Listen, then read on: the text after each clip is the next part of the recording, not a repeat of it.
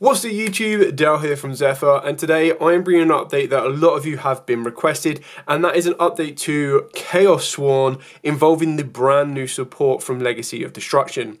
Now we already know that Minerva will be a quarter century secret rare along with being an ultra rare as well.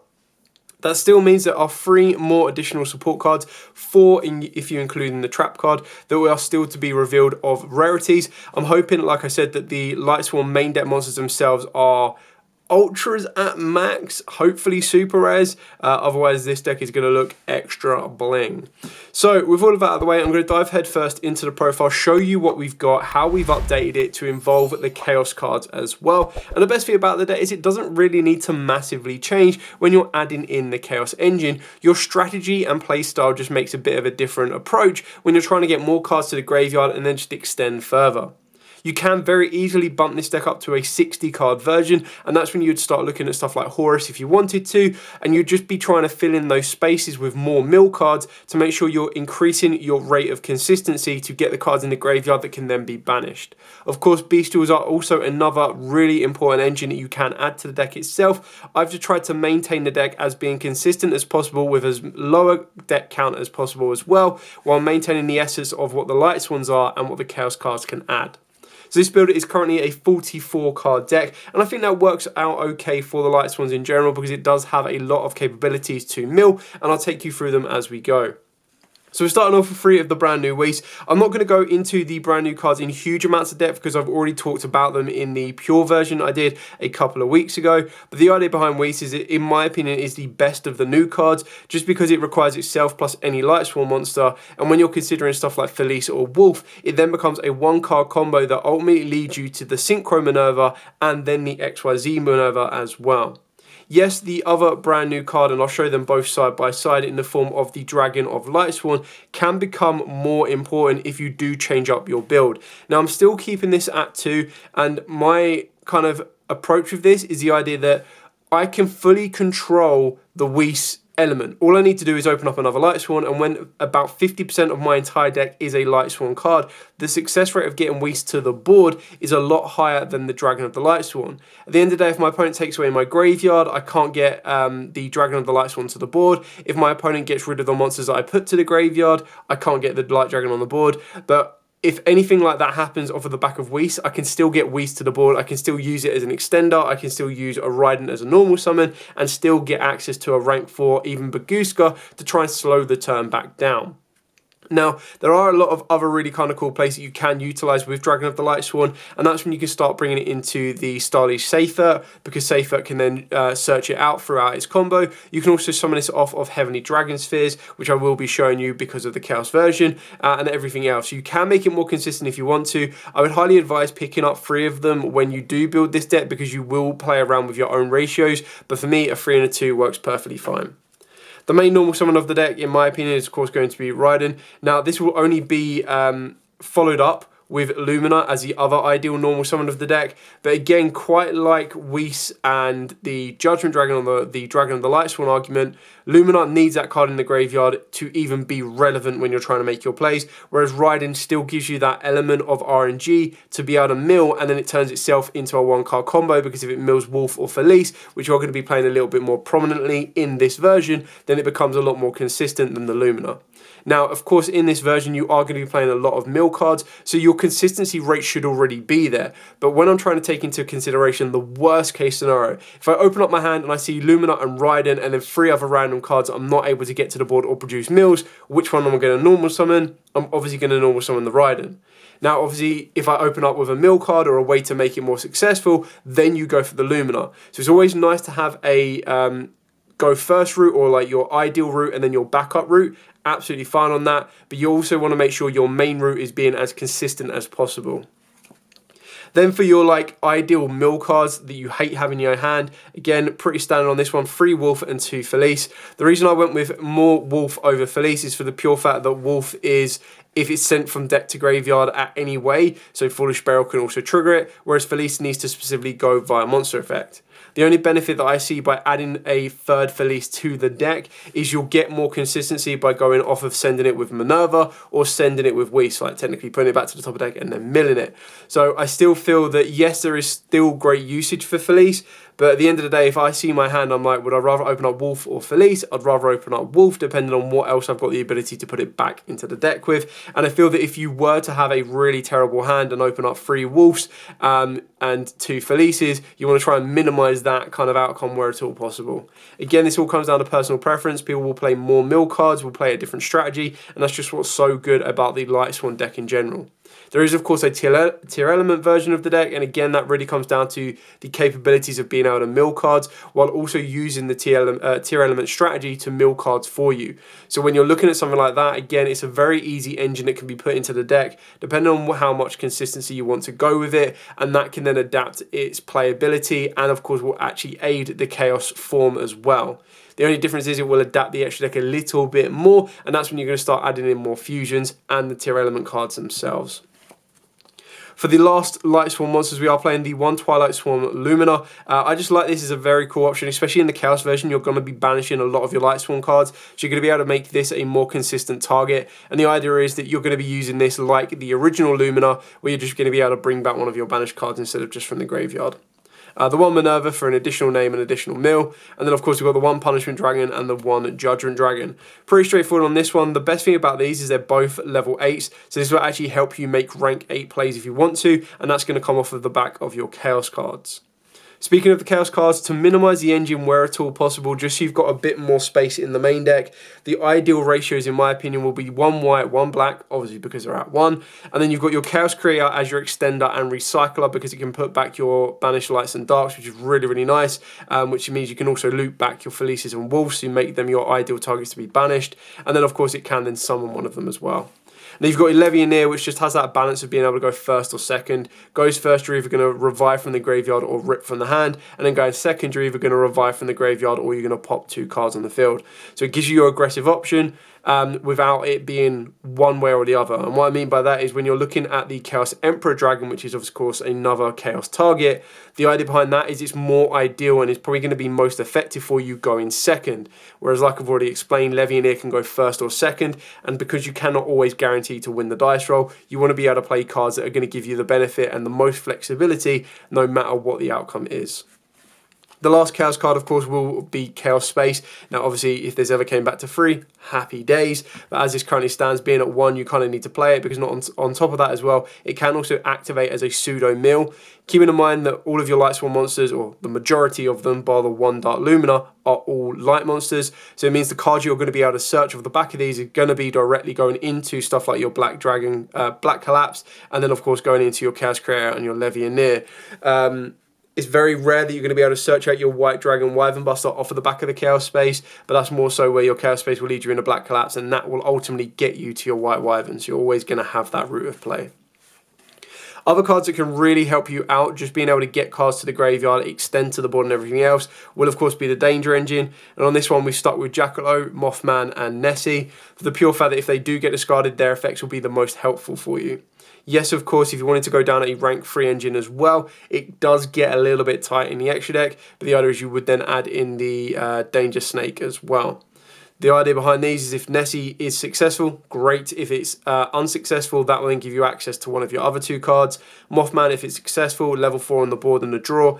Unsuccessful, both players get the draw and discard. So straight away, you're putting a dark in the grave, and then you can control by putting in a light monster in the graveyard should you need to.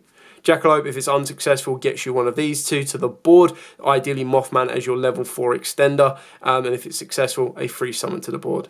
You'll then mainly be using Nessie and Jackalope as link fodder, and then they're great dark targets for the graveyard to help you with your dark banish requirements that you will need. The last of the monsters, of course, you've got Trick Clown, just sent to the graveyard by any means, pay 1,000 life point, bring it back, free level 4 extender and everything you need to. I'm still liking the whole idea of keeping Sakitama in here. If you wanted to get it as close to 40 as possible, you could cut it out, but I still like the idea, and as I've said before, this is the only level 4 in the entire game that I am aware of that is a zero cost extension. Now what I mean by that, as I've explained previously, Instant Fusion, you need life points to pay. More times than not, you're probably going to have them by the time you're trying to activate them. Goblinberg is a normal summon, needs an additional card in the hand to extend, but if it does get imperm veiled or stopped, it won't be able to produce that play for you. Whereas Sakitama is a very nice backup option, or I've opened up all my one-offs that I don't really want to be seeing, but I've opened up a Trick Clown and Sakitama. I can normal summon down the Trick Clown and then normal summon down the Sakitama as my additional, and that straight away gets me into Minerva. Again, normal summon Raiden gets stopped by Imperm, Veiler, Ash, anything like that. You can then go, okay, cool, additional normal summon to Sakitama, make my rank 4, continue to make my plays. So we've still got the Revolution engine in here. Again, this is another one that could be cut if you wanted to, but the idea behind this is tuning is, again, technically another pseudo mill. So the idea is you still want to be getting your cards to the graveyard. Now, you're not always guaranteed to confirm the exact mill you want. You might not always get a light or a dark, but there might be those scenarios where you're like, oh, I'm only a light or a dark, more so a light than a dark, short of what I need in order to play my Chaos plays. Tuning might get you that mill. Not to mention that Rev then gives you the ability to synchro to get another monster off the board to the graveyard, filling it up for your Chaos plays, and then it can also mill an additional card to bring itself back. So this technical engine is, in theory, a minimized 2-card mill engine as well. Then speaking of the insane spells, triple solar recharge and triple charge, mills for days. I do feel that if you wanted to bump this up to 60, you could even consider Pot of Desires if you wanted to. There's no real restrictions on it, and you play a lot of your Lightsworns, as you've seen, at 3. So you just need to be careful you're not banishing stuff like the Judgment Dragons and your Punishment Dragons. It's a risky option, but it is an option if you're like, oh, I don't feel that the 60s are quite consistent enough, but I feel that, again, when you're looking at stuff like Horus, you've got ways of getting cards to the graveyard very easily, and then you're also looking at stuff like the tier elements you can add in if you wanted to play on a little bit more of a budget once we get Rarity Collection 2 and everything else behind that. And then, of course, you've got your one-ofs, you've got your Rotor, which basically ends up being a 4th copy of Raiden and any other warrior monster you want to search or add to the deck. Your Reasoning, which just again becomes an additional Foolish Burial or a free extender to the board, because if they call it incorrectly, you summon a card to the board. If they call it correctly, you're just going to keep milling until you hit that particular number. So, for example, or a card that can be normal summoned or set. So when you're playing the Chaos cards that can't be normal summoned or set and stuff like Felices and Wolves, you're just going to be able to go, okay, cool, put it to the graveyard, graveyard, graveyard, graveyard. Or cool, extended a summon, or unlucky, failed, went to the graveyard, but I milled like 3 or 4 additional cards, which set up my Chaos plays. And then, of course, we've got the one Foolish Burial, and then the one Lightsworn. I still really, really like this card. I'm hoping this is going to be a common. It could very easily be a super, which would also be awesome. But this one is just a really nice kind of card that if it does get milled, you get the ability to reset it. Now, annoyingly, it just needs to be sent from the deck to the graveyard. It doesn't need to go via a Lightsworn card, and I have specifically cut out the Judgment Dragon Search Trap, just because it is relatively easy, even my previous build, to resolve a Dragon of the Lightsworn, and this is going to get you there anyway. So that's it for the entire main deck. I'm now going to show you the extra deck. So for the extra deck, we are playing the one of the Minerva Synchro. Now this is just generic at level 8, but the idea is you want to be using it or making it with 2 Lightsworns, because when you do that, you get an additional mill. And as you saw in the test time video that I did with the pure version, the idea is that when you're using 2 Lightsworns, ideally Whis, as it is a tuner, nice, great success, and Wolf, you then get to send 2 more cards. Now, of course, one of them could be the Dragon of the Lightsworn, which will give you a search for a Punishment Dragon or a Judgment Dragon very early. But the idea is, depending on what card you have, you want to minimize your combos where it's all possible and know exactly what you can get with the lowest amount of income, and stuff like a Whis or a Felice or Whis plus a Wolf will give you the exact same outcome to get you 2 level 4s to the board. So you've got a Synchro Minerva, an XYZ Minerva, and the XYZ Minerva is going to mill additional cards for you, and as soon as you've got 4 Lightsworns in the graveyard, you can then banish those 4 to mill an additional 4 as well. So you're just getting ways of being able to consistently put cards to your graveyard and utilize it for your Chaos cards as well as your general mill cards as well. The other synchros we have cut down a lot on this. We've got Michael as our level 7 dragon that you're going to need to use with your Rev. And then the idea is that Michael is more ideal for going second. And you can consider and go back to, if you really want to, because Michael is a light, the Moon Dragon or Moon Eating Dragon, because this will give you a dark in the graveyard. And as we've already assessed, most of your Lightsworn monsters are all going to be lights. So you sometimes might need a dark in the grave, and that's where Rev, unfortunately being an earth, can get you a dark should you need it. Now you can very easily put this in with Michael or as an alternative to some of the rank 8s that I'll show you right now.